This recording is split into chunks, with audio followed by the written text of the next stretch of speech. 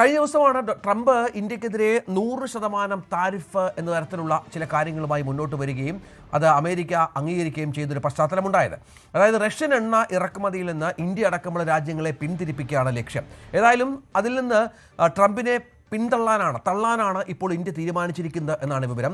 പ്രകോപിപ്പിച്ചാൽ ഈ വിഷയവുമായി ബന്ധപ്പെട്ട് ഇന്ത്യയുടെ ശക്തമായ പ്രതികരണം ഉണ്ടാകുമെന്നാണ് മനസ്സിലാക്കേണ്ടത്.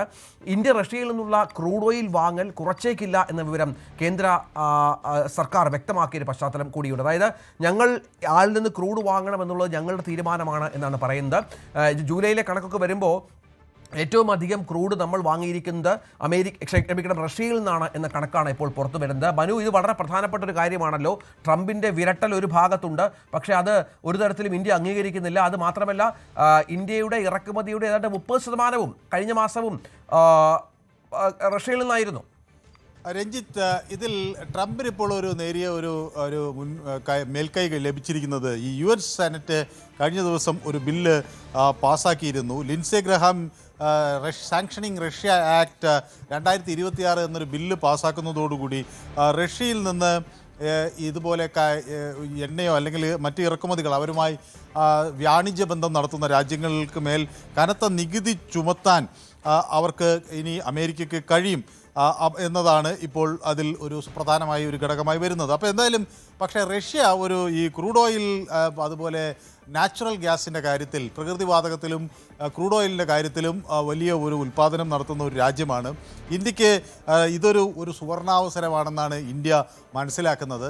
നേരത്തെ തന്നെ നമ്മളിത് വ്യക്തമാക്കിയിട്ടുള്ളതാണ്. ഇന്ത്യയുടെ വിദേശകാര്യ നയവും ഇന്ത്യയുടെ താല്പര്യങ്ങളുമൊന്നും വേറൊരു രാജ്യത്തിന് തീരുമാനിക്കാൻ കഴിയില്ല എന്ന് ട്രംപ് പല ഘട്ടത്തിൽ ഈ താരിഫ് ഭീഷണിയുമൊക്കെയായി വരികയും ചെയ്തിട്ടുണ്ട്. അപ്പോൾ രഞ്ജിത്ത് സൂചിപ്പിച്ചതിൻ്റെ കണക്കുകൾ, രഞ്ജിത്ത് സൂചിപ്പിച്ച കാര്യം നേരത്തെ ഇന്ത്യയിലേക്കുള്ള ഈ ഇറക്കുമതി, അതായത് അവിടുന്ന് ഇങ്ങോട്ടേക്ക് കൊണ്ടുവരുന്ന എണ്ണയുടെ തോത് വർദ്ധിച്ചു എന്നത് വളരെ ശരിയാണ്. അപ്പോൾ അതിൻ്റെ കണക്ക് നോക്കുമ്പോൾ അത് കഴിഞ്ഞ 2026 ജനുവരിയിൽ അത് വളരെ ഉയർന്നു, 23%. അതായത് 1.09 മില്യൺ ബാരൽ ഒരു പ്രതിദിനം ആണ് നമ്മൾ ജനുവരിയിൽ 2026 ഇറക്കുമതി ചെയ്തത്. രഞ്ജിത്ത് സൂചിപ്പിച്ച പോലെ അത് ജൂൺ ആകുമ്പോഴേക്കും അത് 2.61 ദശലക്ഷം ബാരൽ പ്രതിദിനം ഇറക്കുന്ന ഒരു സാഹചര്യമായി.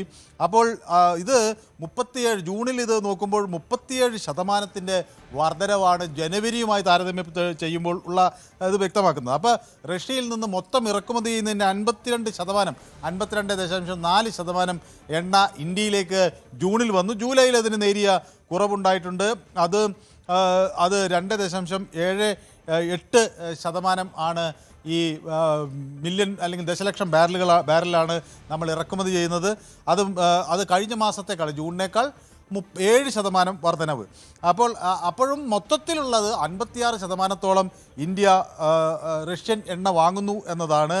അപ്പോൾ ഈ China, India, Azerbaijan, Hungary, Slovakia എന്നൊക്കെ ഉള്ള രാജ്യങ്ങൾ ഇപ്പോഴും പ്രധാനമായി റഷ്യയെ തന്നെ ഈ അസംസ്കൃത എണ്ണയുടെ കാര്യത്തിൽ ആശ്രയിക്കുന്നു എന്നതാണ്. മാത്രവുമല്ല, ഇന്ത്യക്ക് ഇതിൽ 2-3 പ്രധാന ഘടകങ്ങളുണ്ട്. ഒന്ന്, ഡോളറിലല്ലാതെ ഒരു വ്യാപാരം ചെയ്യാനാകും. മറ്റൊന്ന്, ഇത് റഷ്യയുമായുള്ള ദീർഘകാലമായ ഇന്ത്യ റഷ്യ ബന്ധത്തിന് ഒരു അടിത്തറയാകും. കുറഞ്ഞ വിലയ്ക്ക് എണ്ണ കിട്ടാനാകും. ഈ സാഹചര്യമൊക്കെ മുതലാക്കിയാണ് ഇന്ത്യ ഈ ആഗോള വിപണിയിൽ ഇടപെടുന്നത്.